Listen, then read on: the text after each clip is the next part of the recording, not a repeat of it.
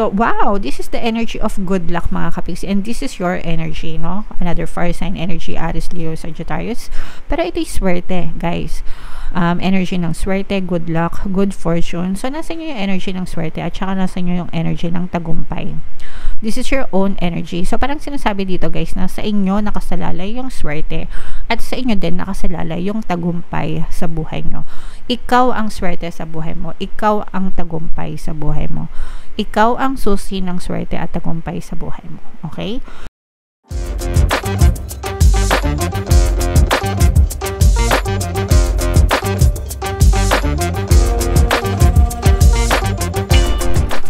Hello guys, hello Leo, welcome back to Pinoy Pixie Tarot.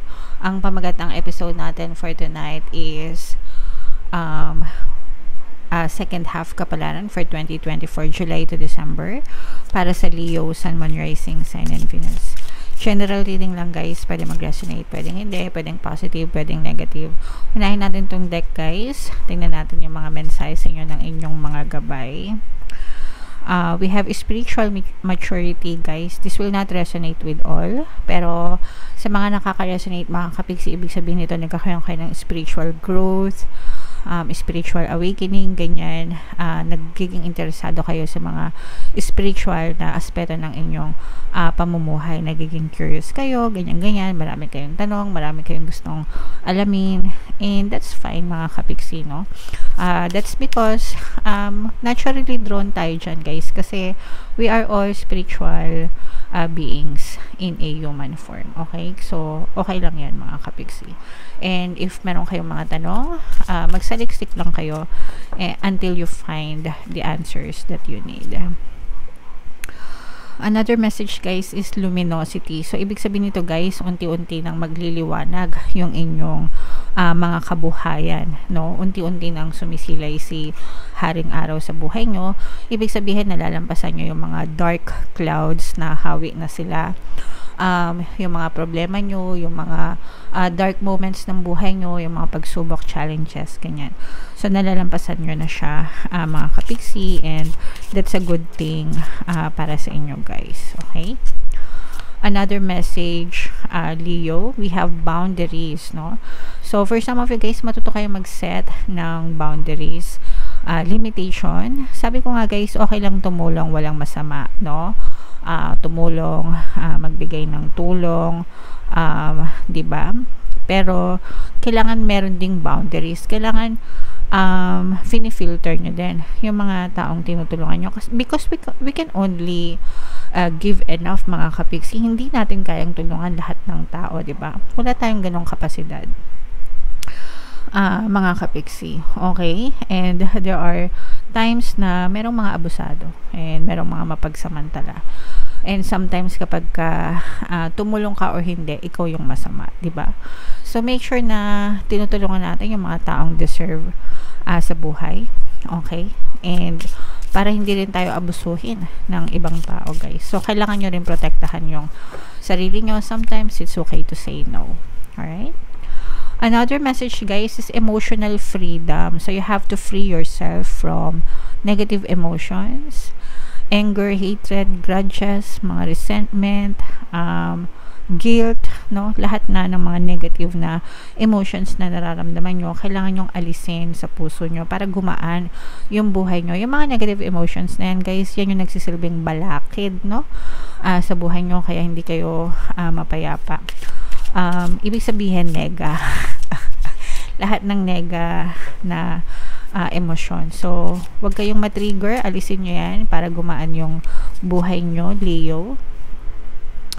We have life purpose, mga kapiksi. For some of you, maaaring kasabay ng inyong spiritual maturity, guys. Maaaring nakikita nyo na rin or naiintindihan nyo na rin yung life purpose nyo sa buhay. Sa akin, sabay nangyari ito, mga kapiksi.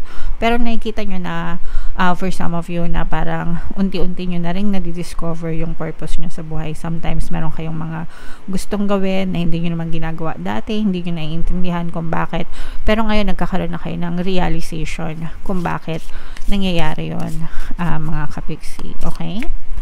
Right. And then yung last message for you, Leo, love. Love is all you need. Okay, ito yung pag-ibig mga kapiksi, the greatest of all. Okay, so ibig sabihin guys, mamamayani ang pag-ibig sa inyo ngayong July to December. Hindi lang ito sa romantic na relationship, pwedeng sa romantic relationship no, kung kayo ay may mga single and nag-a-attract ng love sa buhay nyo, pwede nyo guys pakinggan, meron tayong subliminal to attract love and harmonious relationship, no? So pwede nyo pakinggan yon sa mga single. Kung kayo naman ay in a romantic relationship na sa inyong mga partner, specific person, mamamayani ang pag-ibig sa inyo. And for some, sabi ko nga hindi lang ito romantic, pati sa mga relationship nyo sa ibang tao, kapitbahay, katrabaho, kamag-anak, kaibigan, yan. Magiging maganda yung inyong relationship with them, mga kapiksi. So alagaan natin yan guys. Alright? So, comment down below guys if feeling nyo naka-resonate kayo dyan. Ngayon naman, tingnan naman natin yung inyong ganap sa buhay nyo ngayong July to December. Shuffle ko to guys. Habang sinashuffle ko to, panoorin nyo muna yung video natin regarding sa ating paano mag-manifest ng abundance video course. Kapiksi, sawa ka na ba sa mga struggles at hirap sa buhay mo? Masipag ka ba at masikap sa buhay ngunit hindi ka pa rin umaasenso? Ilang beses ka na bang nag-attempt mag-negosyo at mag-invest pero palagi ka pa rin nalulugi? Sa pagkakataon na ito ay maaaring may subconscious beliefs ka na nagiging balakid sa iyong pag-unlad at pagyaman. Introducing, paano mag-manifest ng abundance video course. Dito ay matututunan mo ma-overcome ang mga balakid mo para tuluyan ka ng umunlad, umasenso, sumagana, maging matagumpay, successful at maswerte sa iyong kabuhayan, pera, trabaho, negosyo sa lapi at kaperahan ng bonggang-bongga. Dali, mag-send na ng email sa pinoypixie@gmail.com at simulan na ang iyong pagyaman ngayon. Alright. So, sa lahat ng gusto mag-avail ng course, guys, 20% discount tayo until June 30. So, samantalahin nyo guys habang malaki yung discount. Sobrang ganda ng course. And meron din tayong bagong course, paano mawala ang third party at magkaroon ng harmonious na relationship. Para sa mga kapiksi natin may problema sa third party, 30% discount tayo dyan guys until June 30. Avail nyo na guys. Sobrang ganda ng course. Sobrang makakatulong yan sa inyo. So, Leo guys, kayo ay represent ng King of Wands sa ating spread. And ito yung combination guys ng positive and negative, pero more on positive. Ang nakikita natin dito is guys, for some of you, you are trying to heal, you are trying to recover from your emotional pain, mga kapiksi. Kaya nga kayo sinabihan, no? Na magkaroon ng emotional freedom. You have to learn to let go. You have to learn to accept and forgive, mga kapiksi, especially yung mga past circumstances. You have to really let go of those guys, kasi hanggang hindi nyo yan inaalis sa puso nyo, patuloy kayong magdudusa, mga kapiksi. Okay?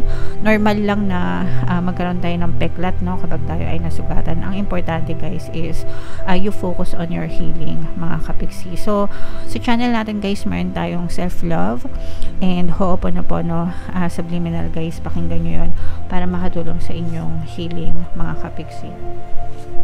On the good side naman guys, ito sobrang ganda nito. This is the energy of success, tagumpay. For some of you guys na maaaring may parang meron kayong parang magle-level up yung inyong kabuhayan, climbing up the stairs guys, climbing up the ladder. So pwedeng umangat yung inyong kabuhayan, progreso. Yun yung maganda dito kasi magkakaroon ng progress, lalo na kung medyo na-stuck kayo sa buhay nyo, mga kapiksi. Parang malapit na kayo sa finish line guys. Parang yung iba sa inyo guys, umaantay lang ng tamang tiyempo. Hindi ko alam kung anong tiyempo yung inaantay nyo. Pero para sa akin, no, every day is dapat kumikilos tayo. Pero yung iba sa inyo, parang humahanap kayo ng tamang tiyempo. And this is the right time para sa inyo, para gawin nyo, para kumilos kayo, mga kapiksi. Kasi very progressive yung energy nyo. As in, may pag-unlad at pag-asenso talaga.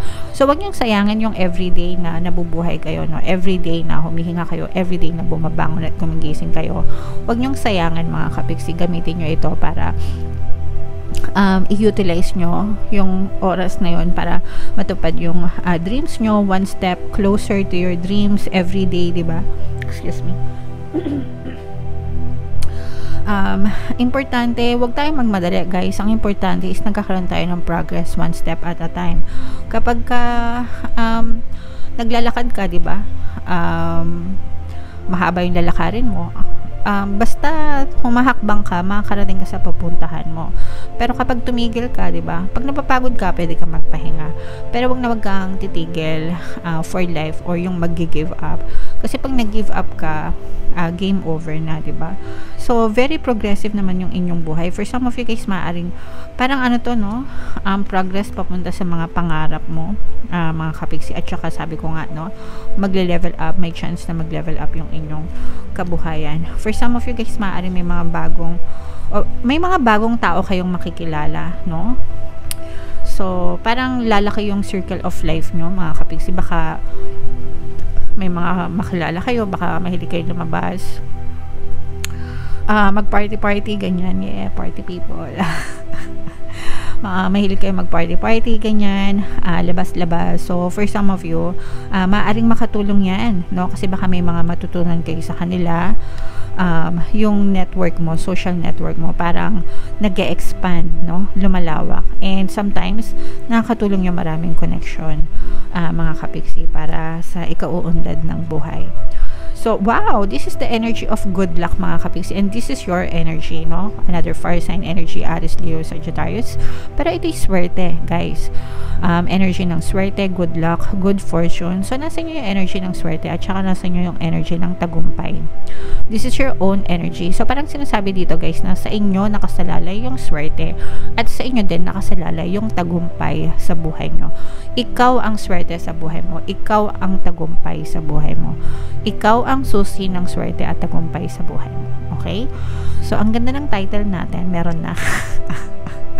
I-mind nyo na yan, guys, sa comment section. Mind swerte, mind good luck, mind good fortune, mind tagumpay. I-comment mo na rin, ako ang swerte, ako ang tagumpay sa buhay ko. Malayo pa yung mga malilipad nyo, mga kapiksi, malayo pa yung mataas pa, no? Mataas pa yung malilipad mo, mataas pa yung pwede mong marating sa buhay. So, sabi ko nga, guys, take one step at a time. Huwag susuko, huwag mag-give up. Ang importante is tuloy-tuloy lang kayo sa paglakad. For some of you, merong magre-reach out sa inyo, mag-keep in touch sa inyo. Earth sign energy, Capricorn, Taurus, Virgo. So, this may be, parang ano to, guys, malayong kamag-anak or kakilala na matagal nang hindi nagre-reach out sa'yo, matagal mo nang hindi nakakausap, ganyan. Pero maaari itong mag-reach out sa'yo, makipagkumustahan, ganyan. So, yeah, keep in touch with them, mga kapiksi. Alright? Okay, so yan ang ating reading para sa inyo. Ito yung from July to December, guys. So, pwede nyo siyang ulit-ulitin.